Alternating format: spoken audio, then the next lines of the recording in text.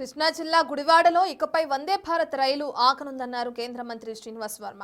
గుడివాడకు చేరుకున్న వందే భారత్ రైలుకు కేంద్ర మంత్రి శ్రీనివాస్ వర్మ, ప్రభుత్వ విప్ బొమ్మిడి నాయకర్, ఎమ్మెల్యే వెనిగండ్ల రాము, కూటమి నాయకులు ఘన స్వాగతం పలికారు. నిబంధనలు అడ్డుగా ఉన్న గుడివాడలో వందే భారత్ ఆగేందుకు కృషి చేసిన కేంద్ర మంత్రికి ఎమ్మెల్యే రాము ధన్యవాదాలు తెలిపారు.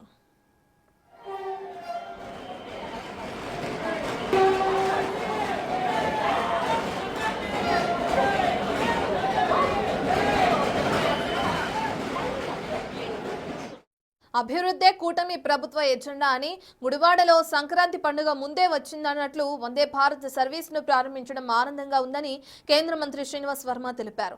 బూతులు తిట్టడం, నీచ రాజకీయాలు చేయడం తమకు చేత కాదని మాజీ మంత్రి కొడాలి నానిని పరోక్షంగా ఎద్దేవా చేశారు. పనిచేసే వ్యక్తులను చట్టసభలకు పంపితే ఎంత మంచి జరుగుతుందో గుడివాడలో కనిపిస్తుందని అన్నారు. ప్రజలు భయపెట్టడం మాకు చేత కాదు. అమ్మ, చెల్లి, తల్లి, కూతురు తేడా లేకుండా అమ్మనా బూతులు తిట్టడం మాకు అసలు చేత కాదు.